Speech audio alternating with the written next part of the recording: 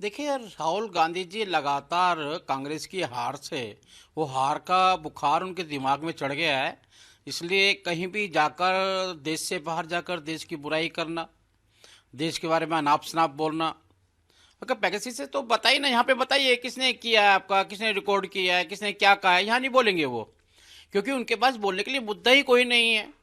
एक षड्यंत्र के तहत देश को बदनाम करने का एक ठेका सा जैसे लेते हैं ना, इस प्रकार से जैसे चाइना से 1 करोड़ 30 लाख रुपए राजीव फाउंडेशन में ले लिया, जाकिर नाइक से 50 लाख रुपया ले लिया, पाकिस्तान की मदद करते हैं और पाकिस्तान में बैठकर मोदी जी को हटाने का षड्यंत्र करते हैं।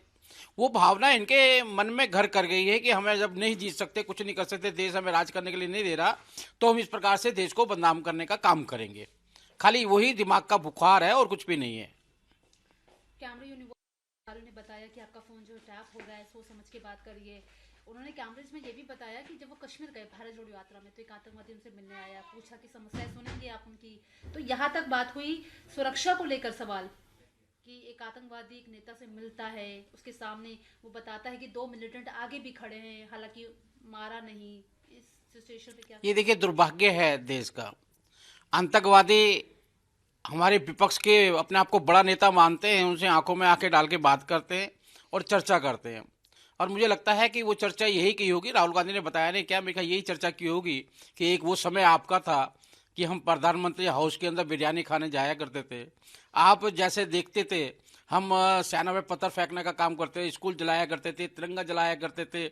आपके आका हमसे खुश हुआ करते थे, लगातार हमारा गुणगान किया करते थे। और आज हमें वो सब कुछ नहीं मिलने लगा। अब उनके दिनों को याद कर रहे हैं वो आतंकवादी, इसलिए उनके प्रति सहानुभूति थी। और सबसे बड़ी बात तो उनको ये खुशी होनी चाहिए कि आज कश्मीर के अंदर आतंकवादी होते हुए वो एक अटैक तक, एक गोली एक भी नहीं चला सके। आज उनका मनोबल गिरा है। और सही मायने में कहूँगा कि राहुल गांधी जी ने जो बातें कही हैं वो हमारे ब्रांड एम्बेसडर है। देखा जाए तो कश्मीर का गुणगान किया है। वो कश्मीर जो जला करता था, आग की धुएं निकले करती थी, आज उस कश्मीर के अंदर बर्फ के अंदर खेल कर आए हैं। वो पूरे विश्व को बताया है उन्होंने कि एक वो कश्मीर था जो हमारे शासन में था, एक ये कश्मीर है जिसके अंदर वो इंजॉय कर रहे हैं। स्कूल खुल रहे हैं, कॉलेज खुल रहे हैं, बच्चों का अपना भविष्य बन रहा है, दलितों को नौकरियां मिल रही हैं। आज कश्मीर 370 हटने के बाद जो खुशहाल दिखाई देता है, वो राहुल गांधी जी देश को बताने में कामयाब रहे। और साथ साथ आतंकवादियों की दुर्दशा जो हो रही है वो भी देश को देखने के लिए मिल रही है। लेकिन मल्लिकार्जुन मुद्दे को कई बार उठाया है, लेकिन सरकार जवाब नहीं देना चाहती, जनता को गुमराह कर रही है। नहीं, पैगासिस का मुद्दा उठाना, आप तथ्य पेश करो ना भाई। आप सच्चाई बताइए, क्या तथ्य है तुम्हारे पास? तो मुद्दा तो आप कुछ भी उठाते हैं। आपने मुद्दा तो बार बार अडानी अडानी कर रहे थे, आप बताइए ना क्या किया उसके ऊपर। आप रॉबर्ट वाड्रा पे कभी बात नहीं करते। क्यों एक साधारण सा व्यक्ति आज अरबपति कैसे बन गया, उस पर बात नहीं करते। आप मुद्दा उठाते नहीं है, आप बाहर आके शोर मचाते हैं, अपने आप को हाईलाइट करने का काम करते हैं। आप पास मुद्दा ही नहीं है।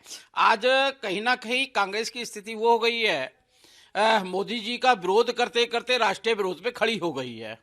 और मोदी जी ने जिस प्रकार से देश की जनता का दिल जीता है, मेरे ख्याल आज उनका कोई मुकाबला नहीं है और देश प्रगति की ओर बढ़ रहा है। देश की जनता उनके दिल में वास करती है और मोदी जी पे उनको लगता है कि भी आने वाला समय जो होगा देश का, विश्व के अंदर जो होगा, मोदी जी उसको ला सकते हैं। लेकिन जिस प्रकार से ये 3 राज्यों की हार है, लगातार हार इनको देखने के लिए मिल रही है, जो भारत जोड़ने के लिए चले अपनी पार्टी को भी नहीं जोड़ सके, उस दुर्दशा के कारण इनके ये बयानबाजी उल्टी सीधी आ रही है।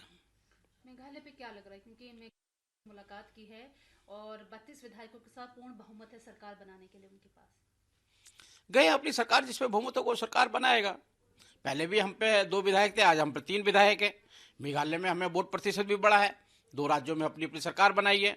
और सभी राज्यों को एक मैसेज तो गया है कि डबल इंजन की सरकार है, जनता भी प्रगति करेगी, राज्य भी प्रगति करेगा। अगर प्रगति करनी है तो डबल इंजन की सरकार बहुत लाभदायक होती है। आज पूरा नॉर्थ ईस्ट जिस प्रकार से हमने विजय प्राप्त की है, आज पूरे देश से जुड़ा हुआ दिखाई देता है। कांग्रेस के शासन के अंदर किस प्रकार से बॉर्डर का विवाद हुआ करता था, भाषा का विवाद हुआ करता था, अनेकों अनेक विवाद खड़े कर कर अपने वोट बैंक की राजनीति किया करते हैं। आज वो राजनीति खत्म हो गई है। आज विकास की राजनीति की ओर नॉर्थ ईस्ट बढ़ रहा है। पश्चिम बंगाल की मुख्यमंत्री सब एक साथ है, हम 24 में चुनाव अकेले लड़ेंगे, अकेले मतलब गठबंधन करेंगे, लेकिन जनता के साथ, किसी भी पॉलिटिकल पार्टी के साथ नहीं। ये तो कांग्रेस को सोचना चाहिए ना, अन्य पार्टियों को सोचना चाहिए। बार बार वहाँ दीदी दीदी करते हैं, सब इकट्ठा होने की दिखाते हैं, कई पार्टियां करते हैं, खाना खाते हुए दिखाते हैं, नाटक ड्रामा सब। इनको सबको अपनी अपनी औकात मालूम पड़ गई है कि यह साथ भी कुछ नहीं कर सकते और अकेले भी कुछ नहीं कर सकते। इसलिए अपनी अपनी इज्जत बचाने के लिए लगे हैं कि मोदी जी का इतना बड़ा ग्राफ उनके सामने दिखाई देता है और उनकी राज्य सरकारें जिस प्रकार से शोषण कर रही हैं, जिस प्रकार से वहाँ पे हत्या हो रही है, कत्लेआम हो रहा है, लोकतंत्र की हत्या हो रही है, वहाँ की जनता सब जानती है। आने वाले समय में इनको सबक सिखाने के लिए बैठी है और 2024 में मोदी पूर्ण बहुमत से ही नहीं, बम्पर बहुमत से जीत कर आएंगे। एक आखिरी सवाल है, आरएसएस ग्रंथ नहीं थे, मौखिक परंपरा से चलता था। अब जो ग्रंथ है उसमें चीजें इधर से उधर कर दी गई है, तो जो ग्रंथ अब चल रहे हैं उनकी भी समीक्षा होनी चाहिए। सही बात है, मुझे बहुत मैं स्वागत करता हूं उनको। वर्तमान के अंदर जो जो परेशानियां समस्या खड़ी हो रही हैं, जो अनेकों ने, क्योंकि बीच में मुगलों का भी शासन रहा है, अंग्रेजों का भी शासन रहा है और वामपंथियों ने जिस प्रकार से छेड़छाड़ की है, उसमें इतिहास को बदलने का काम किया गया है।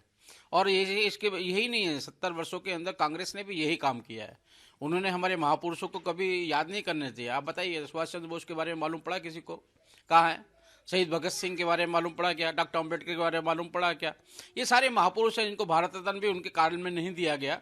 अपने आप तो जीते जी ले लिया, उनको मरने के बाद में भी जब गैर कांग्रेस सरकार, जब उनको भारत रत्न मिला है। इसलिए देश इस परेशानियों से गुजरा है और मेरे ख्याल आने वाले समय के अंदर ये अच्छी बात है। जो जो गलतियां परेशानियां समाज के अंदर विकृति पैदा कर दी है, उसके लिए संघ आगे बढ़कर जहां गलती हुई क्षमा मांगते हुए, जहां सुधार हो सकता है सुधार करने के लिए तत्पर है, क्योंकि हमें एक भारत श्रेष्ठ भारत चाहिए, मजबूत भारत चाहिए।